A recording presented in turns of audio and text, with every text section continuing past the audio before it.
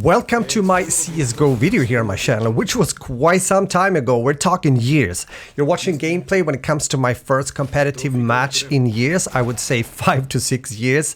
So that's what you're watching first. Then we go a bit backwards, since I did start with TDM when I was recording the video, but you will see that later on, and also casual and so forth. But I hope you're going to enjoy, and we're going to talk about CSGO from a perspective of me, of course, as an FPS gamer, also coming back to the game a bit.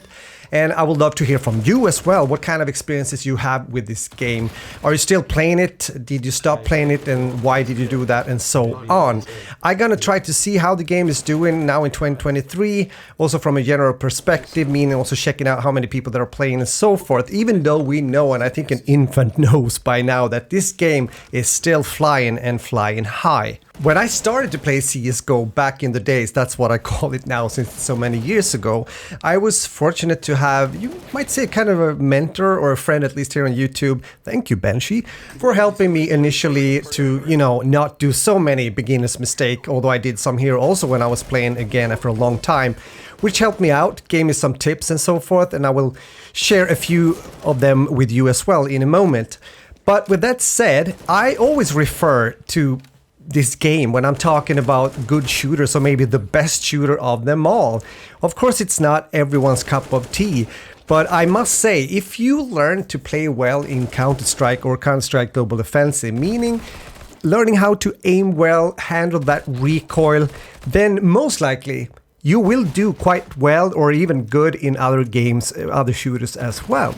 That's at least something I noticed when I stopped playing CSGO and went on playing other games, due to the fact also that I am a kind of diverse content creator, meaning posting videos regarding a lot of different games out there.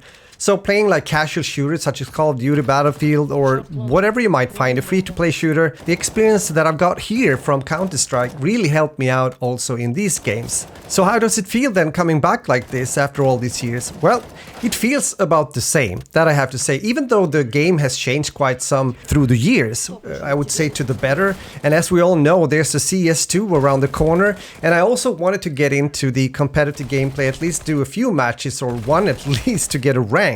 So I might get also an invitation to CS2 when it comes to checking it out. I am curious, and I guess you are as well if you're watching this video.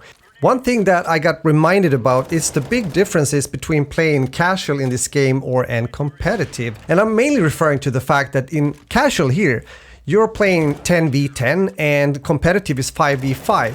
And to be honest, the game plays so much different when it comes to those two. And I wish that they would change that, because I think it would be better for players that are, trying to learn the game and want to go from this social experience, you might say, playing casual into competitive. What are your thoughts about this? Meanwhile, while you're digesting that, I want to show you the stats from Steam when it comes to current player base and everything. And I think these stats would be worth killing for when it comes to another gaming company or whatever have you, since Valve once again have proved themselves, even though they have released so few games through the years. And I think you know what I'm talking about. So here it is, after all these years. It's not many games that have stats like this. On average players, you can see it's just under 1 million, and when we're talking peak players, it goes over 1 million players, and that is what I meant when I said it's worth killing for. Since I have been going into other games that I played in the past, Apex Legends or Black Squad or other shooters out there, and of course it varies quite some. But these stats are just mind-blowing, especially considering that the game has been out for quite a few years now.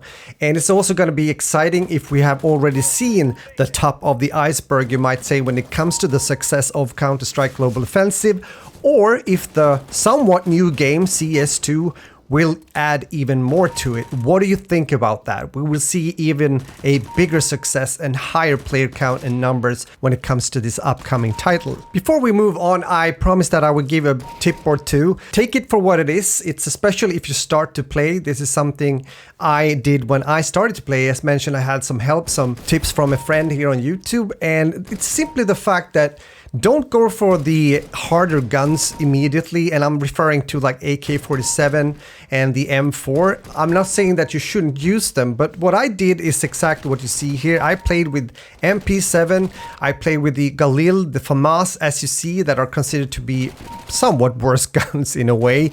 And I did that because I wanted to become good using them first, and then I started to do some aim training and started to use and become familiar with the recoil of the AK-47 and the M4.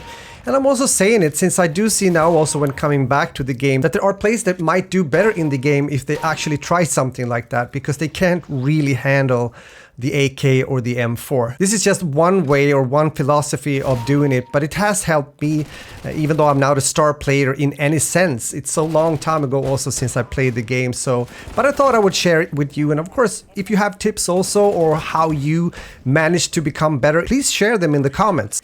So, how is the game doing? Well, I think you know the answer. It's doing freaking great, and I'm happy to see that. It also felt nice to come back because I was a bit, I should almost say, nervous.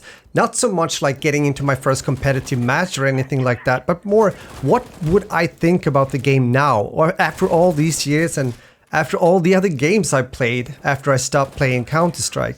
But it does feel a bit like coming home. It's familiar, and I do like the changes that they've done in the game. The graphics, it looks better. Feels very tight when it comes to the gunplay, which is so important. Of course, we're talking one of the best or the best competitive game out there, so it should be.